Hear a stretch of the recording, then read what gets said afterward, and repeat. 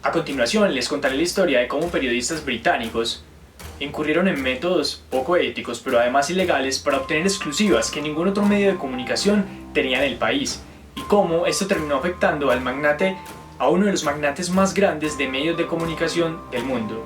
Esta es la historia. En 2008, el periodista del diario The Guardian, Nick Davis, se entrevistó con Stuart Kuttner, quien para entonces era el director de News of the World, para hablar sobre el libro que este sacaba. En medio de la entrevista, Davis le pregunta a Kuttner si el diario todavía estaba incurriendo en prácticas de chuzadas ilegales para obtener exclusivas, o si había más periodistas implicados en el caso. La respuesta fue negativa.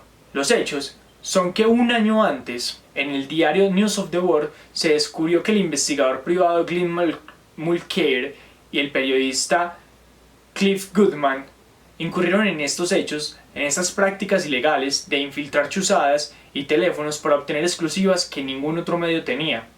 Ellos fueron a la cárcel y el director para eso entonces, Andy Coulson, tuvo que renunciar al cargo, pero posteriormente se convirtió en el jefe de prensa del líder del Partido Conservador y posterior primer ministro británico David Cameron. Hasta allí quedaron las cosas, pero tras la entrevista, Davis descubrió una pista que les llevó a descubrir que este caso era mucho más grande, y así inició todo un año de investigaciones, que al final dieron resultado, a través del periodismo de investigación, de buscar fuentes, de contrastar la información, de ir a los documentos. Así, en 2009 se le destapa este escándalo, en el cual eran muchos más los periodistas implicados en este caso. Pero no fue hasta 2011 cuando la Policía Metropolitana de Londres decidió reabrir el caso, que en principio se consideraba cerrado, y allí empezaron a caer los primeros culpables. Uno de ellos era Andy Coulson, quien para entonces era el jefe de prensa de David Cameron, primer ministro.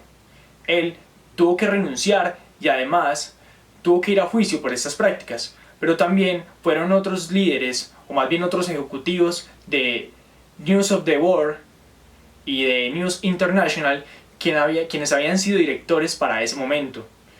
Tras el escándalo, News of the World no le quedó otra opción que cerrar el diario, y así, en junio de ese año, tuvieron que cerrar el periódico y ser reemplazado por el diario The Sun. ¿Cuál es el problema de todo esto? Que este diario, o estos dos diarios mejor, su dueño era Rupert Murdoch, uno de los más grandes magnates de medios de comunicación del mundo. Incluso hoy en día es dueño de Fox News y de Wall Street Journal en Estados Unidos y de The Sun y otras publicaciones en Inglaterra, en Irlanda y en Australia.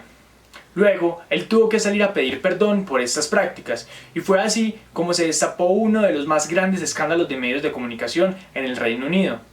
No solamente se chuzaron los teléfonos de personas de la Casa Real Británica, sino que también estuvieron implicados celebridades, futbolistas, pero también víctimas de los atentados terroristas de Londres en el 2005, y también personas afectadas por la guerra de Irak y Afganistán. Y esto es un ejemplo de lo que no se debe hacer en periodismo y sobre cómo no hacer periodismo.